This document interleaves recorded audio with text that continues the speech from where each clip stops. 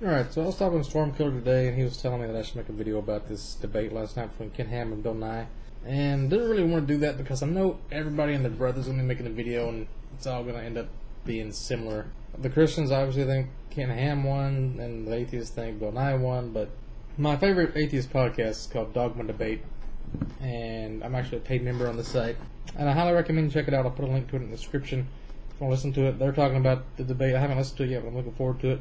And they posted something on Facebook which I thought would make this video kind of unique. So I'm going to go through this really quick. This is a bunch of Christians. I don't know if they were at the debate, but they had a bunch of Christians like write questions for Bill Nye, I think, on a notepad, and they took a picture of them. So I'm going to go through all these questions and answer them in my own way. I actually just had a huge debate on Facebook with this woman last night about some of the same stuff. And let's get to it. Okay. This is called 22 Messages from Creationists to People Who Believe in Evolution. Okay, so it's not just for Bill Nye, it's for anybody. This should be pretty funny. I don't know. First question. Bill Nye, are you influencing the minds of children in a positive way? He's teaching them science. I think that's obviously yeah. I mean, why would you even ask that? It's a dumb question. Are you scared of a divine creator? If you don't believe one exists, why would you be scared of it? That makes no sense. That's a dumb question. Is it completely illogical that the earth was created mature, i.e. trees created with rings, Adam created as an adult? It is illogical unless you're saying God is just magic and he can do anything you want. I mean, you could say anything if you give something that characteristic that you can just do things with magic and make them already fully formed. But there's no reason to think it exists, so why would you think something like that exists? It's supernatural. We've never observed anything in the natural world like that. Why would you posit such a thing exists? That's ridiculous. Number 4. Does not the second law of thermodynamics disprove evolution? This was actually answered in the debate by Bill Nye. Why didn't you listen to the debate you were at? He's talking about the second law of thermodynamics means that when it's in a closed system that things break down because of entropy. But the solar system is not a closed system. We get energy from the sun. Bill Nye already addressed this. He said it plainly. Number 5. How do you explain a sunset if there is a no God? Misspelled. How do you explain a sunset? Because the sun's out there and the earth spins. You don't need a God for that to happen. If you don't understand why gravity exists, what do you even mean by that? How do you explain a sunset if there's no God? If the Big Bang Theory is true and taught as science along with evolution, why do the laws of thermodynamics debunk said theories? What are you talking about? Okay, I guess they're saying now that the universe is a closed system. So if the Big Bang is true, then order could never arise because the universe is a closed... We don't know that the universe is a closed system. There's no horizon point, or whatever it's called. There's no way to know if the universe is infinite or not. I mean, it's probably shaped like a balloon, sort of, with no center. If you just count the balloon as the rubber part, and it inflates. There's systems within the universe, but you can't say the universe itself is one thing, because it's not really a thing. It's just a thing that everything is inside of, or just what we call everything. I think they just heard that from a creationist somewhere, and they're trying to like throw monkey wrenches in the works. What about noetics? What about noetics? What the fuck is a noetic? Let's look this up. Noetics. I'm thinking this is like studying the Noah's flood or something. Noetics in philosophy, the branch of metaphysical philosophy concerning the study of mind and intellect. What is this thing? I don't know what she's talking about. How beliefs, thoughts, and intentions affect the physical world. Oh my god, is this like The Secret? Is she asking like why The Secret works even though we know that it doesn't work? It's called Random Chance. Oh, here's my the Dogma Debate website, by the way. Aaron Ra's on there now. Go check it out. It's an awesome show. Yeah, this chick looks like somebody who would believe in The Secret. Okay, where do you derive objective meaning in life? So this is a similar question down lower on the page. I don't know if he means like objective morality, which I'm not a believer in objective morality. I kind of think morality is subjective based on the circumstance you're in, and you can always think of a situation that could be good or bad. I actually have examples of murder, rape, genocide, and slavery that could be seen at in a good light, which is part of my book that I've been working on for forever. Where do you derive your meaning in life? There really is no meaning in life. I hate to tell people. There's no purpose. There's no reason for people to be here. If you like having fun, then you should make the purpose of your life to have fun. If you like, for example, murdering people, then I guess you're going to have to accept limitations because other human beings will band together and stop you from murdering other people. So you're going to have to maybe find small squirrels in the woods or something to get your kicks that way. I mean, there's lots of different extremes, I guess, of what you want to do with your life. But a lot of people just have kids. They get together and they have kids and they have a house and a car. And that seems to be good enough because then they think that they live on later on. And if they don't, then their kids live on through them or something. Anyway, if God did not create everything, how did the first single-celled organism originate? By chance? Somewhat by chance. If you look up Jack Szostak, Szostak, he has this really good theory that sounds good to me. I don't know, I haven't really studied in detail, but basically you get these hydrophilic and hydrophobic molecular chains, right? And they hook up and they form a cell wall because one side repels water, one side absorbs water. So then you have like a circular thing that you can contain things inside of, and you have fatty acid molecules. And without RNA, which we have seen arise from just rocks and water and electricity, we've created those in the lab without any sort of living materials, just you get the basic building blocks of life. Those things insert themselves inside fatty molecules and it makes them rigid and they last longer, and that gives you an environment for replication to occur. And then once you have replication, then you start creating living cells. And that's how first single-celled organism probably originated. Sounds good to me. I believe in the Big Bang Theory. God said it, and bang, it happened. That's not a question. You have failed beyond all belief. Get the fuck out of here. Why do evolutionists, secularists, humanists with an I? Really? Non-God believing people reject the idea of there being a creator God, but embrace the concept of intelligent design from aliens or other extraterrestrial sources. Because aliens are not supernatural. They're not invisible. They don't have special powers and they can do anything. They're not everywhere all at once and all these contradictory things to aliens. Aliens are just beings that live on another planet. It's not crazy to imagine, like, if you find an animal we've never discovered before, that's not crazy. It's just something we haven't seen before. Aliens is the same thing. There's so many planets and so many of those are able to possibly have life. The odds are that there probably are aliens. It's called the Drake equation. You can look it up. I was just reading on the Answers in Genesis site, and they were saying like it's most likely we're never going to find alien life because even if we did, we wouldn't find alien life that God created in His image, like His Son Jesus Christ and all this other stuff. So it was really ridiculous. There is no in-between. The only one found has been Lucy, and there are only a few pieces of the hundreds necessary for an official proof. I think he's talking about the transitional fossils. I'm sure there's like Cro-Magnon, Neanderthal, Homo habilis, Homo erectus, all the hominids. There's lots of fossils. I don't know what she's talking about, like an official proof of a transitional fossil, like half man, half monkey. Even though we didn't come from monkeys, sort of, we're cousins of monkeys. I mean, eventually, if you go back far enough, I guess we sort of did come from monkeys. But we're apes now. Apes came from monkeys. Humans are categorized as apes. Some of us are stillborn with residual tails. Some of us have this condition called hirsutism, where we have extra hair and fur, and there's even like what was it called? The dog-faced boy in the carnival that had hair all over his face. These are like remnants in our DNA of when we had ancestors that were covered in fur and had tails. You don't even have to look back into the fossil record. You just look at people today that still have these mutations come out every now and then. But instead of looking at hominids, look at freaking chickens. Chickens are dinosaurs. Chickens have scales on their feet, and they have feathers on their top. They're half scales, half feathers. If you look at a scale, let me look at a picture up real quick. Scales. Yeah, here's a picture of a scale up close. If you look at it, it looks a lot like a fucking feather, doesn't it? Here's a feather. Where's this feather? Okay, here's a scale. A scale is basically a feather, but it hasn't got the separations between the stuff. The type of distribution of protein, keratin, and feathers and scales differ. The only features shared by feathers and scales that they both begin to develop is morphologically distinct placode and epidermal thickening above a condensation or congregation of dermal cells. Basically, they're saying scales and feathers are different. I mean, but they all come from the same thing. So hair is basically the same thing without the side parts. Hair is made of keratin. It's just a long strand, and then you add more strands come out the side, and you have a feather. And you have like the flattened version of it is called a scale. This is all basic structures that come from DNA. So you have chickens. What's those chickens that have feathers all the way down? Chickens with feathered legs. Yeah, these fucking chickens. Look at these goddamn things. They have feathers all over the place. Like this, look at this beautiful cock. Oh man, a Pekin chicken. Now that is a lovely feathered chicken. Look, he's got feathers all over his feet. But most chickens, like this little chick, or this chicken, they have scaly legs because they're still like half reptile, sort of. What the fuck is this? A spider chicken? God damn!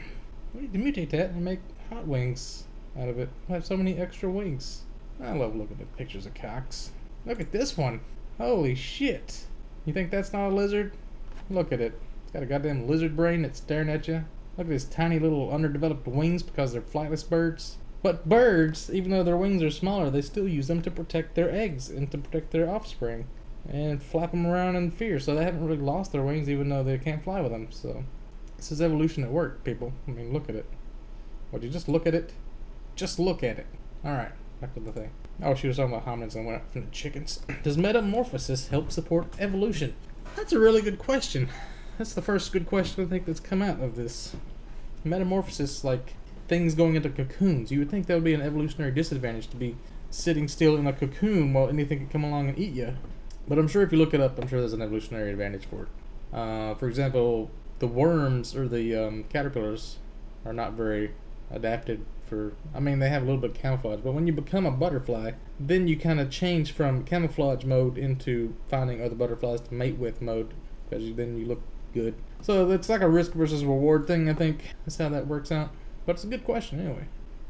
If evolution is a theory, like creationism or the Bible, why then is evolution taught as fact? No, scientific theory is a fact. It's a set of facts that explain reality. You're talking about the colloquial definition of a theory, which is like a hypothesis. Evolution is not a hypothesis. Gravitational theory is not a theory like you're talking about. Germ theory is not just a guess. These are all sets of facts that explain reality. You need to learn what a theory means before you... Is my mouse not working anymore? Son of a bitch. I'm gonna get this guy off my screen, but he's staring at me. Stop looking at me. Alright. Because science, by definition, is a theory... Oh, come on, I just said this. Not testable, observable, not repeatable. What are you talking about? Science isn't a theory. Nobody even said science was a theory. Science is a methodology for determining reality. Why do you object to creationism or intelligence that be taught in school? This woman is insane. What are you talking about? I don't even know how to answer that. I think she means evolution as a theory. But still, I mean, it's the same question as this, but more stupider. Yes, I said stupider on purpose. What mechanism has science discovered that evidences an increase of genetic information seen in any genetic mutation or evolutionary process? Okay, now I'm gonna get fucking notepad out. Hoping you see this. Anyway, genetic code goes in sets of threes. Genetic code is made of adenine, cytosine, guanine, and thymine. And sometimes the one that starts with a U. But I'm not really all good at that, so I'm just gonna like tell you my basic versions. This is gonna explain it way easier. Genes. They have a start, they have some codes, and they have an end. Okay, this here is called your telomeres at the end points, and then around in the middle here you have a centromere, and then you have another telomere. But anyway, let's do some genetic codes. Let's think of some three-letter words that make sense to us. We'll use SRT for start, and then we'll do, like say, I was doing this in a debate last night on Facebook. We were talking about, I used the words the big toe, and then like cat, dog, and then we'll use end for the end part. Okay, this is all English, but for an example, except for the start. Start, the big toe, cat, dog, end. So let's think we had a creature that was just a big cat dog with a big toe. That's all this genetic code would do. Now there's like 7 different ways I think I heard that you can have mutations. One way is called interpolation. So let's add a letter. Let's say we add a letter right at the beginning, an X. We're gonna add an X right after the S. So we got S X R T T H E B I G T O E C A T D O G E N D, and then we'll start back at the beginning with S, and then it would have originally been R again. Okay, so I've only added, okay, I added the X and I added 2 more because we have to have 3. Now all of this is completely illegible to this. This makes sense. This is completely off. Now let's look at another one where we add, instead of adding 1 letter, let's add 3 letters. So we'll add an SXR, and then we'll add like an XT T H X E BIG TO N dog end. And now look at that. So we added 3 things. The beginning part is fucked up, but we still got the big toe cat dog part. Some of it works because it's divisible by 3. If you have a number like 3-letter words and you have 3 mistakes, eventually it kind of corrects itself in the end. Isn't that neat? Isn't that amazing? Now here's another example. Let's add what's called a copying error.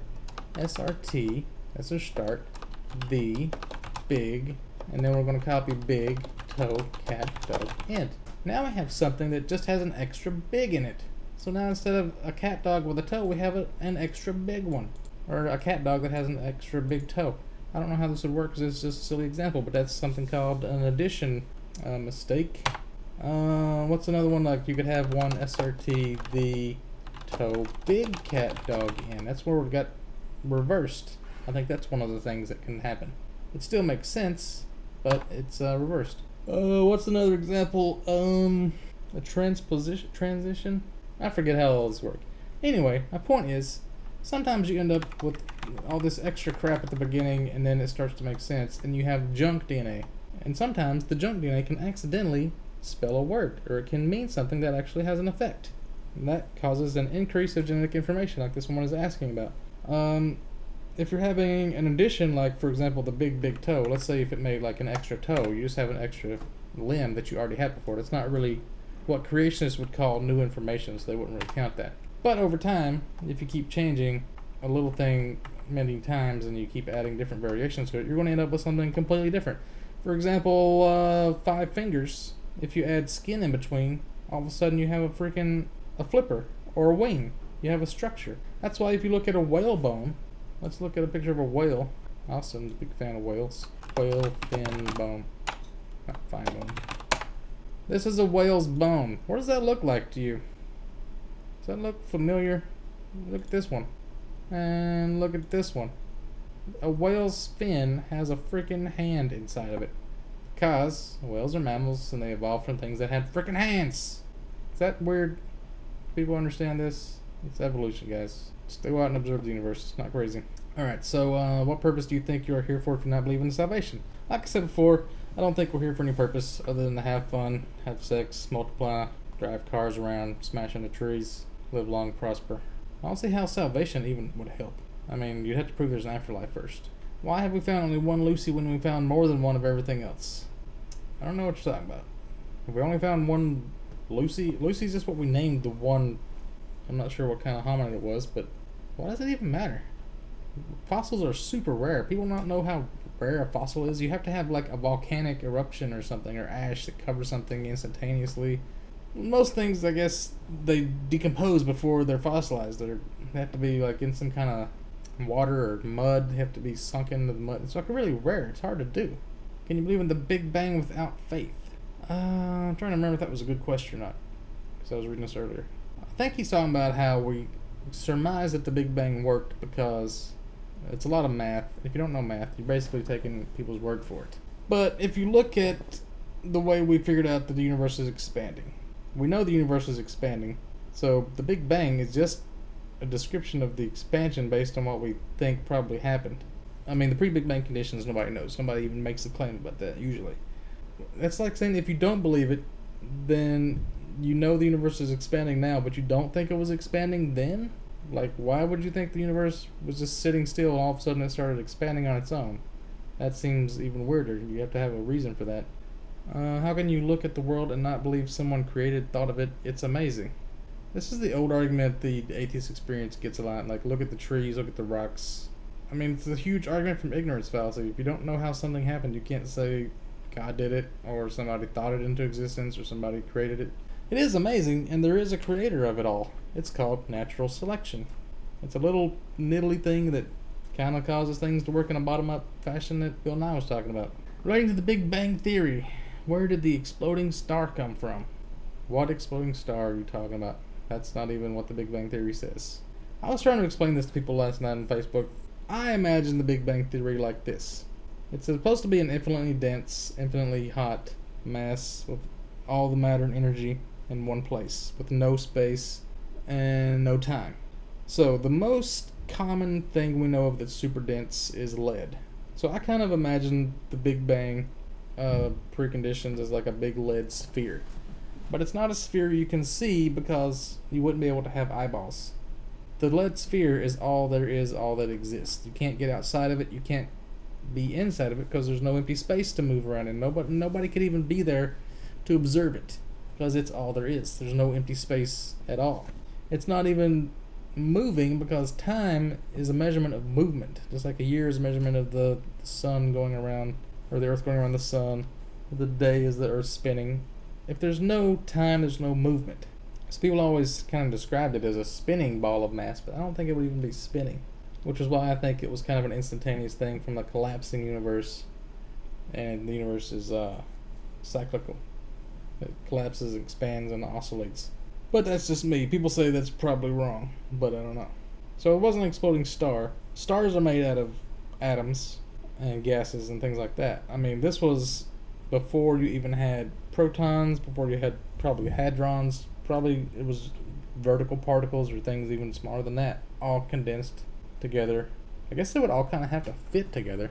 I mean, the first thing they describe the Big Bang as is kind of like a static burp, sort of like if you turn on the TV to channel 3 on these old TVs before we had digital, you can see that static shh. That's what the Big Bang interference coming through. That's from the Big Bang. And people don't believe it exists. You can tune into it and listen to it, but that's what that is. It's cosmic particles still flying through the air. Where did it come from? It probably came from the universe that was collapsing before it. If you think God created the universe, where did God come from? It's the same problem. If God can exist eternally, why can't the universe exist eternally? You're making a special exception for God, and that's another fallacy, if you believe that way. I mean, if you don't understand there's something, you can't just say, there's this magic man in the sky, and he has all the properties that a 6-year-old will come up with if he's trying to design a superhero. He's everywhere at once, and he can do anything, and my dad can beat up your dad, and he's the strongest guy in the world, and oh, by the way, he's invisible, and you can't see him unless he wants you to, and he knows the future, and it's just stupid. Who would believe such a thing exists? It's like a 6-year-old made it up. And the people from 2,000 years ago probably were about as smart as a 6-year-old today. If we came from monkeys, why are there still monkeys? I can't believe I even heard this again on Facebook last night. And now this asshole smiling like he's got some kind of clever statement. I think there's a website somewhere that says, hey, creationists, don't ask this question anymore. You're making us look like retards. The easiest way to say this is Americans came from Europeans. So why are there still Europeans? Think about that.